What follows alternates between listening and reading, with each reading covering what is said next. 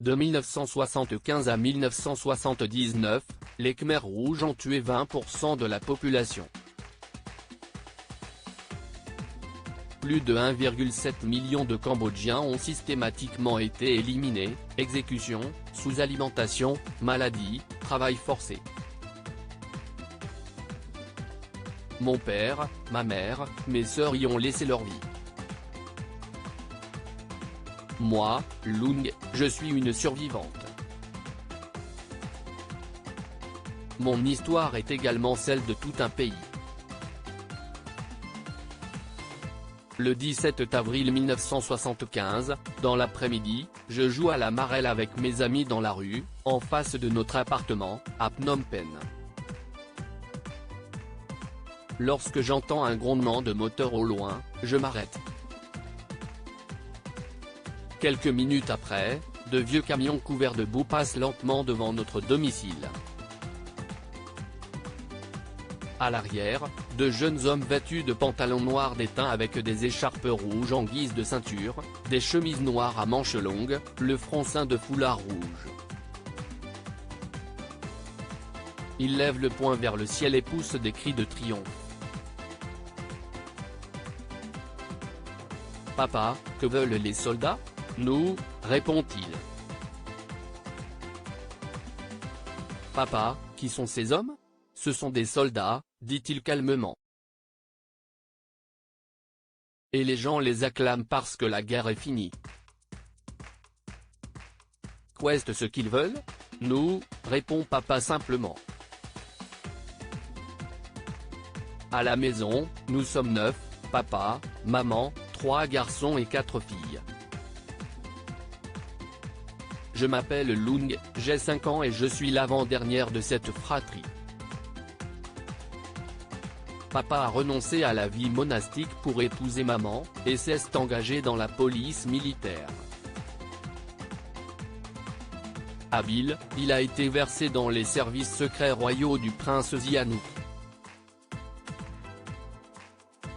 Se faisant passer pour un civil, il réunissait des renseignements pour le gouvernement.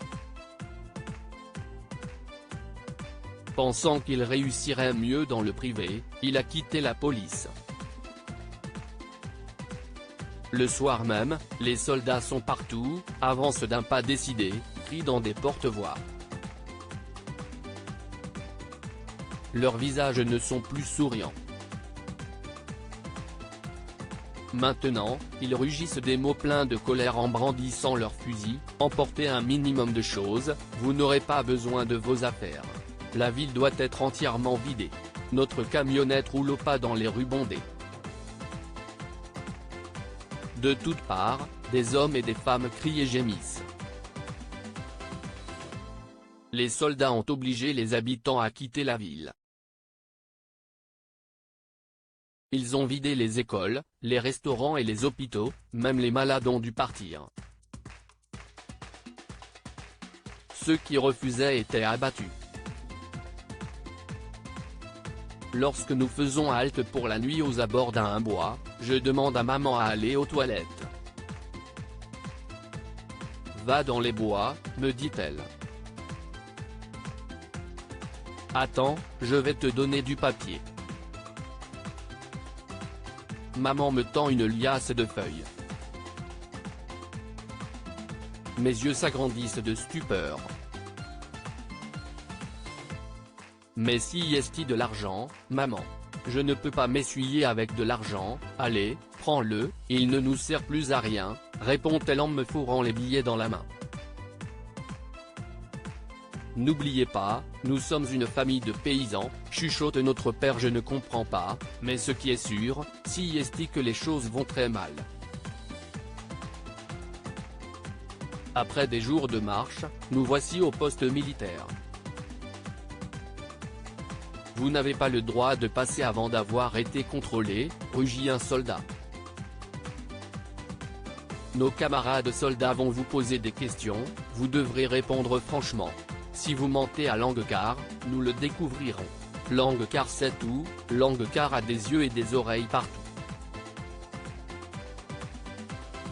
D'après papa, Langkar est le nouveau gouvernement du Cambodge, les Khmers rouges, des communistes, ont gagné la guerre civile. Tous ceux qui ont travaillé pour le gouvernement déposé, anciens soldats, fonctionnaires et hommes politiques, avancez-vous vers la table pour vous faire inscrire pour travailler pour Langcar. Papa prend la direction opposée et nous fait mettre en rang avec des paysans. N'oubliez pas, nous sommes une famille de paysans, nous chuchote-t-il. Donnez-leur tout ce qu'ils veulent. Ne dites rien, si est moi seul qui parle. Autrement, ils nous tueront, nous ordonne papa. Nous franchissons le poste de contrôle sans problème. Le lendemain, je suis réveillé par mon père et mes frères, qui parlent à voix basse. Papa, murmure mon frère aîné, les Khmers rouges ont tiré sur les anciens fonctionnaires qui s'étaient inscrits pour travailler. Ils les ont tous tués. Ces mots me font battre les tempes. J'ai froid. Tais-toi, coupe mon père. Si les soldats nous entendent, nous serons tous en danger. Les massacres ont commencé. Les Khmers rouges tuent des citadins sans raison. Nous entamons notre 7e jour de marche, nous n'avons presque plus de provisions. Au loin, je distingue un cycliste qui avance en sens inverse de la foule. Tout d'un coup, maman pousse un cri, « Si est votre oncle ?» Oncle Léon serre maman dans ses bras et lui donne des provisions. D'autres habitants de Phnom Penh sont arrivés dans son village, les réfugiés lui ont parlé de l'évacuation. Alors il a sauté sur son vélo. Depuis ce matin, il nous cherche pour nous emmener chez lui. Oncle Léon et sa femme ont 6 enfants. Avec nous, cela va faire 17 personnes sous le même toit. Sacrée hospitalité. Mes oncles vivent à la campagne. Les Khmers rouges les considèrent comme des citoyens modèles de leur nouvelle société. Papa nous met en garde, si quelqu'un vous demande d'où nous venons, répondez que nous sommes de la campagne. Les massacres ont commencé. Les Khmers rouges exécutent ceux qu'ils jugent dangereux. On tue des citadins sans aucune raison. N'importe qui peut être considéré comme une menace, les anciens fonctionnaires, les moines, médecins, infirmières, artistes, professeurs, étudiants. Même les gens qui portent des lunettes. Pour survivre, il nous faudra être extrêmement prudents. Serons-nous rattrapés par cette folie meurtrière? Cette histoire vous a ému? Retrouvez le 2e épisode ici, les Khmers rouges nous affament. J'ai mangé de tout, sauf de la chair humaine et le 3e, et dernier, épisode là, les Khmers rouges demandent aux enfants de tuer les traîtres, y compris si ce sont leurs parents. Et découvrez le témoignage complet dans D'abord, ils ont tué mon père, de Lunegung, j'ai lu, 7,50 €.